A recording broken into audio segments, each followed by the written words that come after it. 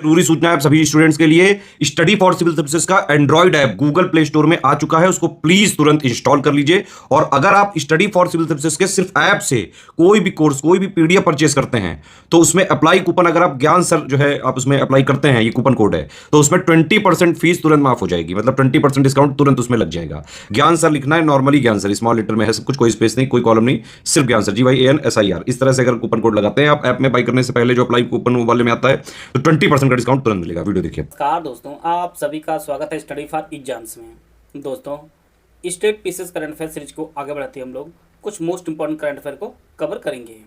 तो आइए वीडियो शुरू करते हैं। देखते हैं पहला प्रश्न। 77वें कान फिल्म महोत्सव के संदर्भ में यहाँ पे दो स्टेटमेंट दिया गया है। ओनोरा ने सर्वश्रेष्ठ फिल्म का पाम डियोर पुरस्कार जीता है।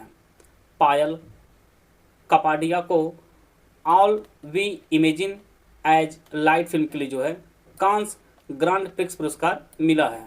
आपको सही स्टेटमेंट की पहचान करनी है। केवल एक, केवल दो, दोनों, ना तो एक ना ही दो। पहला जो स्टेटमेंट है वो आपका सही है।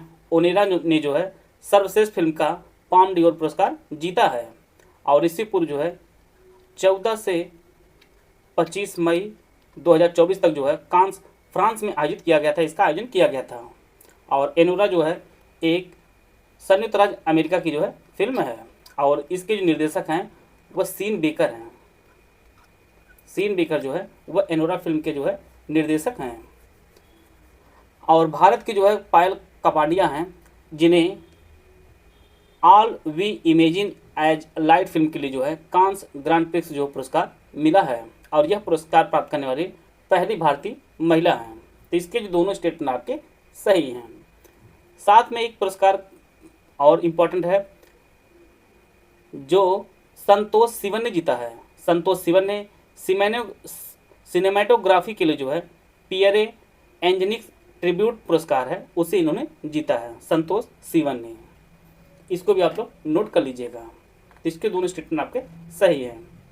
हाल ही में किस शहर में स्थित बारिश कारण विरूपाक्ष मंदिर का सालू मंडप जो है क्षतिग्रस्त हो गया है? आपको बताना है किस शहर में है। तिरुवनंतपुरम, भुवनेश्वर, एलोरा या हम्पी है। तो इसका जो सही आंसर है वो ऑप्शन डी, कर्नाटक के हम्पी में जो है विरूपाक्ष मंदिर है, जो अभी हाल ही में बारिश हुई है उससे जो है सालू मंडप इसका जो है क्षतिग्रस्त हो गया है। और यह जो है 7वीं शताब्दी में बनाया गया था और यह एक शिव मंदिर है। और यह जो है विजयनगर शैली की जो है वास्तुकला में बनाया गया था और इसे जो है देवराज सेकंड के शासनकाल में बनाया गया था और यह तुंगभद्रा नदी के किनारे स्थित है। इसका जो ऑप्शन डी है वो आपका सही है। फ्री फायर मिशन संदर्भ में आप दो स्टेटमेंट दिया गया है। यह नासा का मिशन है। इसे पृथ्वी के ध्रुवों से ऊष्मा के उत्सर्जन का अध्ययन करने के लिए जो है डिज़ाइन किया गया है। आपको सही स्टेटमेंट की पहचान करनी है। एक, दो, दोनों, ना तो एक ना ही दो। फ्री फायर मिशन जो है यह एक नासा का मिशन है और इसे जो है पृथ्वी के ध्रुवों से ऊर्जा के उत्सर्जन का अध्ययन करने के लिए डिज़ाइन किया गया है। तो इसके जो दोनों स्टेटमेंट आपके सही हैं। सी ऑप्शन इसका सही है। आते हैं अगला प्रश्न लोग। चक्रवात रिमल संदर्भ में स्टेटमेंट दिया गया है। इसका नामकरण जो है भारत ने किया है और यह 2024 में बंगाल खाड़ी में जो है उत्पन्न हुआ था। सही जो है स्टेटमेंट आपको पहचान कीजिए। चक्रवात रिमल जो है यह बंगाल खाड़ी में उत्पन्न हुआ जो है 2024 का प्री मानसून सीजन में जो है पहला जो चक्रवात आया वो आपका रिमल आया है। तो इसका जो पहला स्टेटमेंट आपका, दूसरा जो स्टेटमेंट सही है, इसका जो नामकरण वो भारत ने नहीं किया है बल्कि ओमान ने किया है। ओमान ने किया है। तो इसका जो पहला स्टेटमेंट गलत, दूसरा सही है। तो केवल जो ऑप्शन बी इसका सही आंसर है। और जैसा कि हम जानते हैं कि जो नामकरण वाले देशों की कुल संख्या आपकी 13 देश ऐसे चुने गए हैं जो ये नामकरण देते हैं और रिमल का जो नाम है वह ओमान ने रखा है और रिमल का जो अर्थ होता है वह रेत होता है, रेत होता है। तो इसका जो ऑप्शन बी है वो आपका सही है। आते हैं अगला प्रश्न लोग। और चक्रवात रिमल से जो है भारत और बांग्लादेश जो है काफ़ी ज़्यादा प्रभावित रहे हैं। AI कृषि और AI भूमि को जो है किसने लॉन्च किया है? इसरो, DRDO, DD किसान या राज्यसभा टीवी? तो AI कृषि और AI भूमि को जो लॉन्च किया है वो DD किसान ने लॉन्च किया है। इसका जो ऑप्शन सी है वो आपका सही है। और यह जो है एक बुद्धिमत्ता एंकर है और ऐसा एंकर लॉन्च करने वाला देश का जो पहला सरकारी टीवी चैनल बना है डीडी किसान। तो इसका जो ऑप्शन सी है वापस सही है। और टोटल जो है 50 भाषा में जो है बोल सकता है, एंकरिंग कर सकता है। और दुनिया का पहला जो एंकर लॉन्च किया था वो चीन लॉन्च किया था। तो इसका जो ऑप्शन सी है वापस सही है। एआई कृषि और एआई भूमि को जो लॉन्च किया है वो डीडी किसान टीवी चैनल लॉन्च किया है। हाल ही में किस हवाई अड्डे ने जीरो वेस्ट टू लैंडफिल सम्मान प्राप्त करने वाला भारत का पहला हवाई अड्डा कौन बना है? चौधरी चरण सिंह हवाई अड्डा, रांची, तिरुवनंतपुरम या इंदिरा गांधी अंतर्राष्ट्रीय हवाई अड्डा। पर्यावरण के संरक्षण में जो है 100% प्लास्टिक कचरा और 100% नगर पालिका ठोस कचरे का निपटान करने में जो सक्षम जो बना भारत का पहला हवाई अड्डा बना आपका, वह तिरुवनंतपुरम अंतर्राष्ट्रीय हवाई अड्डा बना है। Zero to waste to landfill सम्मान प्राप्त करने वाला जो भारत का पहला हवाई अड्डा बना आपका तिरुवनंतपुरम अंतर्राष्ट्रीय हवाई अड्डा बना है। इसका जो ऑप्शन सी है वापस सही है। यह पर्यावरण के संरक्षण के लिए यह विशेष सम्मान प्राप्त हुआ है। आगे बढ़ने से पहले बताना चाहता हूँ, यूपीपीसीएस प्रीलिम्स 2025 का हमारा फाउंडेशन क्रैश कोर्स शुरू किया गया है। यह आपका जो क्रैश कोर्स है यह आपके दोनों भाषाओं में है। इसमें जो है ओनली करंट अफेयर का जो ग्रुप है वह 2000 रुपये का है। Pre test series with current affair का जो ग्रुप है वह 5000 रुपये का है, जिसमें आपको टोटल जो है 35 टेस्ट सीरीज दी जाएगी, जिसमें 20 सेक्शनल दिया जाएगा और 15 आपके फुल एंड टेस्ट दिया जाएगा। ओनली टेस्ट सीरीज का जो ग्रुप है वो आपका 3500 रुपये का है और full paid group with discussion जो ग्रुप हमारा वो 9000 रुपये का है। Full study material group without discussion जो ग्रुप है वो आपका 6500 रुपये का है। और सिर्फ आपको स्टडी मटेरियल चाहिए जिनमें आपका बेसिक नोट्स है, summary, compilation, listing, current affair वाला जो ग्रुप है, इसकी जो फीस आपकी 4000 रुपये है। अगर आप पेड क्विज ज्वाइन करना चाहते हैं इसकी फीस 1200 रुपये है। इन दिए गए ग्रुप में से कोई भी ग्रुप ज्वाइन करना चाहते हैं आप तो ये हमारे दिए गए नंबर है, इन पे कॉल या व्हाट्सएप करके जो है जानकारी प्राप्त कर सकते हैं और अपनी तैयारी की जो है और बेहतर कर सकते हैं। विश्व की सबसे ऊंची खगोलीय वेधशाला के संदर्भ में यहाँ पे 2 स्टेटमेंट दिया गया है। इसे मई 2024 में चिली में लॉन्च किया गया है और इसका निर्माण टोक्यो विश्वविद्यालय ने किया है। ऑप्शन आप लोग पढ़ लीजिए, सही स्टेटमेंट आपको पहचान करनी है। विश्व की सबसे ऊंची जो खगोलीय वेधशाला का निर्माण जो लॉन्च किया गया आपका चिली की जो है एक जगह है जिसका नाम एंटोफगास्टा है।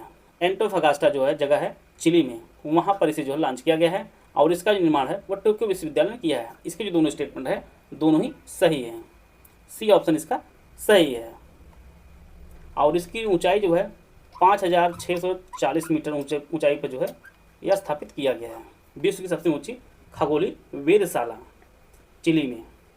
आते हैं अगला प्रश्न लोग, माउंट एवरेस्ट की फतह करने वाली भारत की सबसे कम उम्र की महिला पर्वतारोही कौन है? दीपिका राठौर, प्रेमलता अग्रवाल, शिवांगी पाठक या काम्या कार्तिकेयन? तो इसका जो सही आंसर है वो ऑप्शन डी काम्या कार्तिकेयन जो है माउंट एवरेस्ट को फतह करने वाली भारत सबसे कम उम्र की महिला पर्वतारोही है। इसका जो ऑप्शन डी है वह सही है। और यह जो है एवरेस्ट की जो वर्तमान कुल ऊंचाई वह 8848.86 मीटर जो है इसकी वर्तमान कुल ऊंचाई है। सबसे पहले जो है एवरेस्ट पर तेंजिंग और एडमंड हिलेरी ने जो है 1953 में चढ़ाई की थी। और सबसे अधिक माउंट एवरेस्ट पर चढ़ने का जो रिकॉर्ड अभी हाल ही में जो है 30वीं बार उन्होंने चढ़ा है, कामिरीता शेरपा, उन्होंने 30वीं बार जो है चढ़ा है। तो इसका जो ऑप्शन डी है वह सही है। अंतर्राष्ट्रीय बुकर पुरस्कार 2024 संदर्भ में 2 स्टेटमेंट दिया गया है। जेनी एर्पनेबेक और अनुवादक माइकल हॉफमैन ने जो है अंतर्राष्ट्रीय बुकर पुरस्कार 2024 जीता है और पुरस्कार राशि में 50,000 पाउंड दिया जाता है। सही स्टेटमेंट की आपको पहचान करनी है। अंतर्राष्ट्रीय बुकर पुरस्कार 2024 जो दिया गया है वो जेनी एर्पनेबेक और अनुवादक माइकल हॉफमैन को जो है ये दिया गया है। और अंतर्राष्ट्रीय बुकर पुरस्कार में जो है पुरस्कार राशि जो दी जाती है वो 50,000 पाउंड दी जाती है। इसके जो दोनों ही स्टेटमेंट आपके वो सही है। जेनी जो है ये जर्मनी की लेखिका हैं और अंतर्राष्ट्रीय बुकर पुरस्कार जो शुरू किया गया था वो 2005 से शुरू किया गया था। यह जो है प्रत्येक वर्ष दिया जाता है। तो इसके दोनों स्टेटमेंट आपके सही हैं। सी ऑप्शन इसका सही है। हाल ही में किस देश के राष्ट्रपति इब्राहिम रईसी की जो है हेलीकॉप्टर हादसे में मौत हो गई है? आपको बताना है ये किस देश के राष्ट्रपति रहे हैं? इराक, ईरान, ओमान या कुवैत? ये जो राष्ट्रपति रहे हैं वह ईरान के राष्ट्रपति रहे हैं। ईरान के राष्ट्रपति इब्राहिम रईसी की जो है हेलीकॉप्टर हादसे में जो है मौत हो गई है।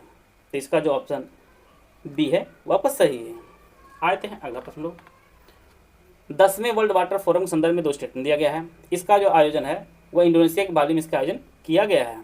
इसे साझा समृद्धि के लिए जल की थीम पर जो है आयोजित किया गया है। सही स्टेटमेंट आपको पहचान करनी है, केवल एक, केवल दो, दोनों, ना तो एक ना ही दो। 10वें वर्ल्ड वाटर फोरम का जो आयोजन किया गया है ये इंडोनेशिया के बाली में आयोजित किया गया है। इसका जो आयोजन है वह इंडोनेशिया के बाली में इसका आयोजन किया गया है। और इस बार की जो थीम रखी गई थी वह साझा समृद्धि के लिए जल इसकी थीम रखी गई थी। तो दोनों ही स्टेटमेंट इसके सही हैं। सी ऑप्शन इसका सही है। और इसका जो आयोजन किया गया था 1825 मई इसका जो है आयोजन किया गया था। और इसका जो उद्घाटन है वह है इंडोनेशिया के राष्ट्रपति जोको विडोडो ने जो है इसका उद्घाटन किया था। जोको विडोडो ने इसका उद्घाटन किया था। तो दोनों ही स्टेटमेंट इसके सही हैं। तो आशा है आप सभी को बहुत कुछ जानने को मिला होगा। मिलते हैं नेक्स्ट वीडियो में, तब तक जय हिंद, जय भारत।